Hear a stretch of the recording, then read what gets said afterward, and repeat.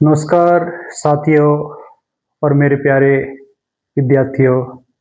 आज हम मांग की लोच मापने की विधियों के बारे में पढ़ेंगे। हमने अपनी पिछली कक्षाओं में मांग व मांग से संबंधित जितनी भी अवधारणाएं उनके बारे में पढ़ा था। उसके बाद मांग की लोच और मांग की लोच के प्रकार के बारे में पढ़ा था और साथ ही हमने जो श्रेणियां हैं उनके बारे में भी पढ़ा था। लेकिन आज हम मांग की जो लोच है उसको मापने की कौन कौन सी विधियां हैं उनके बारे में पढ़ेंगे।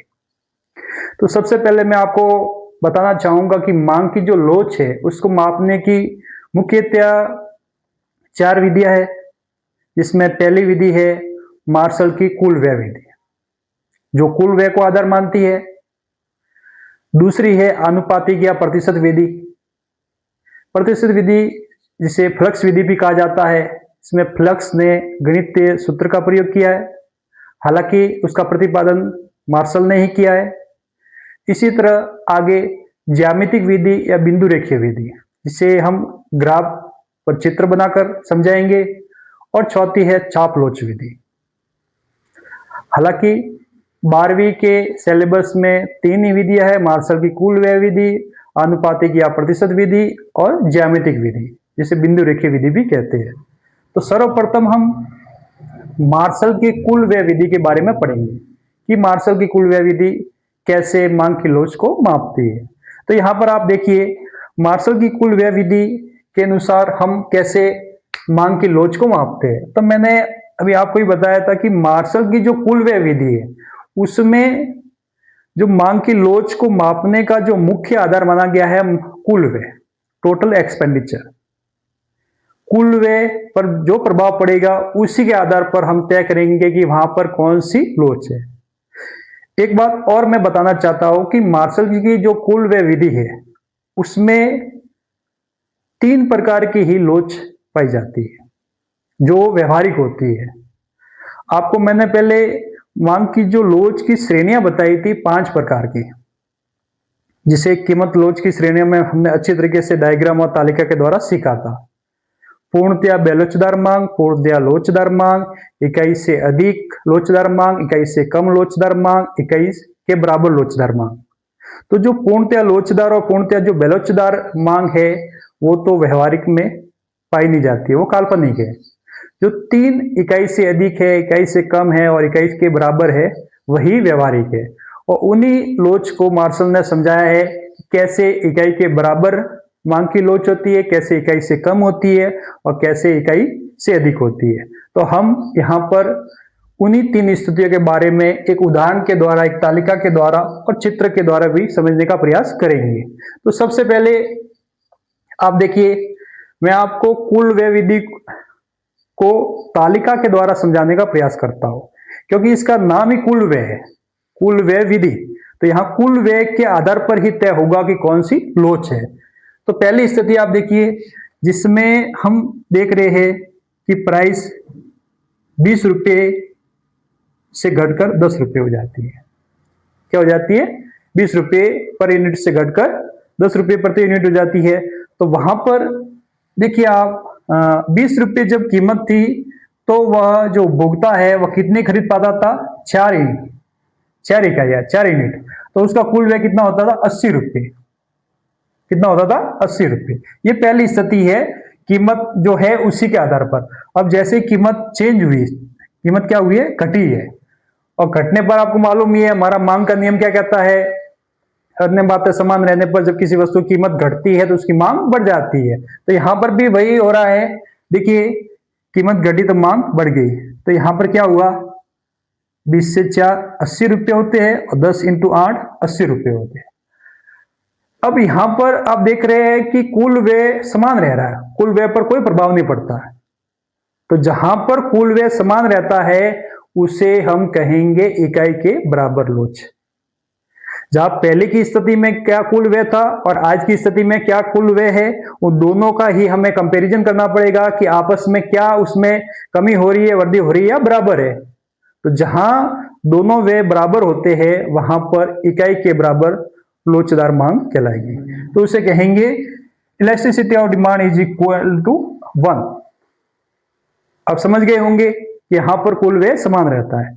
तो जो इकाई के बराबर लोचदार मांग है, वहां पर आपको यही बताना है कि जब किसी वस्तु की कीमत में परिवर्तन होने पर उसका कुल व्यय समान रहता है, जितना वो पहले कर पा रहा था उतना अभी हो रहा है, तो वहां पर उसे हम कहेंगे इकाई लोचदार मांग। अब आगे देखते हैं दूसरा उदाहरण और दूसरी स्थिति हम लेते हैं सेकंड। 20 से 10 हो गई, तो 4 से 10, अब यहां 8 था, यहां 10 हो गया, तो क्या हो गया 80 से 100। अब यहां कुल व्यय बढ़ रहा है, ये 80 है, ये 100 है, तो ये 80 80 ऐसे भी 1 हो जाता है, तो ये 80 से ज्यादा मतलब 1 से अधिक हो गए, तो यहां पर आपका कुल व्यय बढ़ने पर इकाई से अधिक लोचदार मांग होगी। इकाई से अधिक में क्या होता है, जो भी कीमत चेंज हो रही है उससे उस कुल व्यय पर क्या प्रभाव पड़ रहा है, तो कुल व्यय बढ़ जाना चाहिए। यदि इकाई से अधिक आपकी लोचदार मांग है तो पहले की तुलना में कुल व्यय बढ़ना चाहिए। जब कुल व्यय बढ़ जाता है कीमतों के परिवर्तन के फलस्वरूप, तो वहां पर हम इकाई से अधिक लोचदार मांग कहेंगे। इसी तरह तीसरी स्थिति को हम समझते हैं। 20 से 10 कीमत आपकी डाउन हुई, अब यहां 3 से 4 ज्यादा परिवर्तन नहीं आया। अब यहां पर क्या हुआ, 60 रुपये पहले वह खरीद पा रहा था, अब वह 40 रुपये ही उसको दे रहा है, उसका बजट है, क्योंकि उसकी मांग 3 से 4 हुई है लेकिन ज्यादा नहीं बढ़ी है, तो यहां उसका कुल व्यय क्या हो जाएगा, घट जाएगा, कुल व्यय में कमी आ जाती है। और जैसे ही कुल व्यय में कमी आ जाती है तो वहां हम कहेंगे इकाई से कम। तो इकाई से कम में क्या होता है, जो पहले व्यय हो रहा था उसकी तुलना में अभी कम व्यय हो रहा है, तो ऐसी स्थिति में जो मांग होगी वह इकाई से कम लोचदार मांग होगी।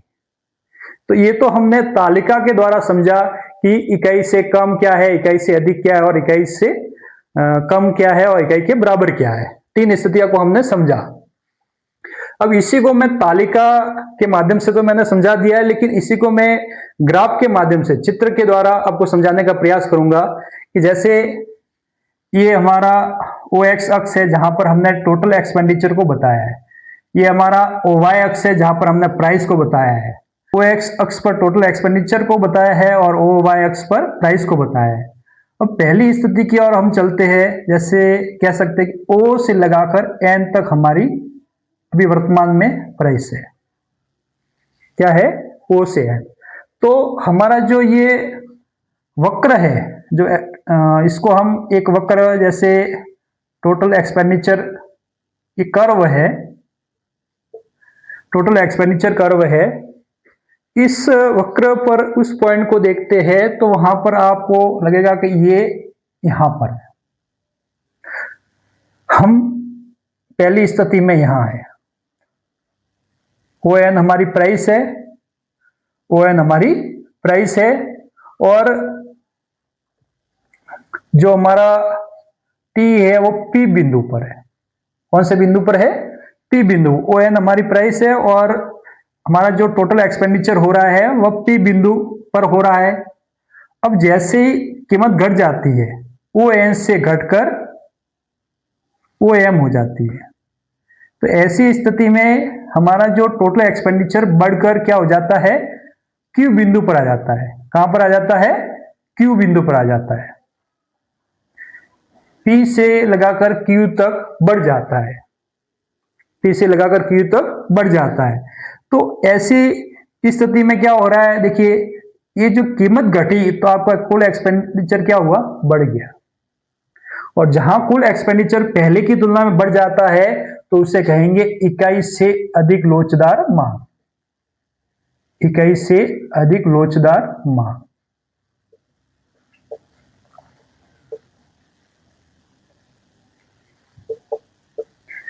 और हम दूसरी स्थिति की तरफ जाते हैं। ये हमारी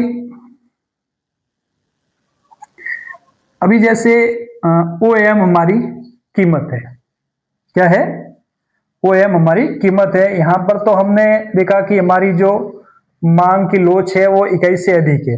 अब दूसरी स्थिति में हम जाते हैं जहां पर प्राइस है, ये हमारी पहली स्थिति हुई। अब दूसरी स्थिति में हम जाते हैं जहां पर हमारी प्राइस और टोटल एक्सपेंडिचर में क्या प्रभाव हो रहा है, P हमारी है OM, ओ एम, और हमारा जो टोटल एक्सपेंडिचर है वो कौन से बिंदु पर है, क्यू बिंदु पर है। कौन से बिंदु पर है, क्यू बिंदु पर। जैसे कीमत ओ एम से घटकर ओ एल हो गई, कितनी हो गई, ओ एल हो गई, तो वहां पर देखिए हमारा जो बिंदु है, जो टोटल एक्सपेंडिचर कर्व है, उस पर जो आप देख रहे हो आर बिंदु पर आ रहा है आर बिंदु। लेकिन आप देखिए ये जो लाइन है एक सीधी रेखा है, इस पर कोई प्रभाव नहीं पड़ता है। जैसे जैसे कीमत यह ओ एम से घटकर ओ एल तक आ रही है, वहां पर कोई भी प्रभाव कुल व्यय पर नहीं पड़ रहा है, अर्थात कुल व्यय समान रहता है। तो कीमत में परिवर्तन के फलस्वरूप यदि कुल व्यय समान रहता है तो वहां पर हम कहेंगे इकाई लोचदार मांग, इकाई के बराबर, इकाई या इकाई के बराबर, ईडी इज इक्वल टू 1। तो ऐसी स्थिति में आप कहोगे हमारी जो मांग की लोच है वो 1 के बराबर है। अब तीसरी स्थिति में भी हम आ जाते हैं कि तीसरी स्थिति हमारी क्या है। तो यहां पर जैसे ये मैं प्राइस और ये टोटल एक्सपेंडिचर को बता रहा हूं। अब तीसरी स्थिति अभी जैसे हमारी प्राइस कितनी है, ओ एल है, और घटकर क्या हो रही है, ओके हो रही है। क्या हो रही है, ओके। तो ऐसी स्थिति में आप देखिए ओ एल है तो वहां आर बिंदु पर हमारा अभी है कुल व्यय हो रहा है, और जैसे कीमत घटी तो आपकी कितने ओ के हो गई, तो वहां पर एस बिंदु पर आ गया, अर्थात आर से लगाकर एस तक कम हो गया और एस बिंदु पर आ गया, मतलब कुल व्यय कम हो गया। अब यहाँ कुल व्यय बड़ा था इसलिए इकाई से अधिक, या कुल व्यय समान है इसलिए इकाई के बराबर, और यहाँ कुल व्यय कम हुआ इसलिए हम कहेंगे इकाई से कम लोचदार मांग। तो ये जो स्थिति है इसको कहेंगे इकाई से कम।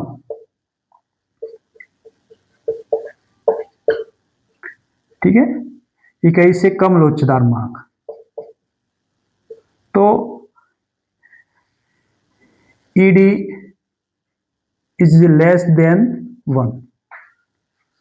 तो इस तरीके से आपने देखा कि कैसे हम कुल व्यय को आधार मानकर मांग की लोच कौन सी है उसके बारे में हम जान सकते हैं।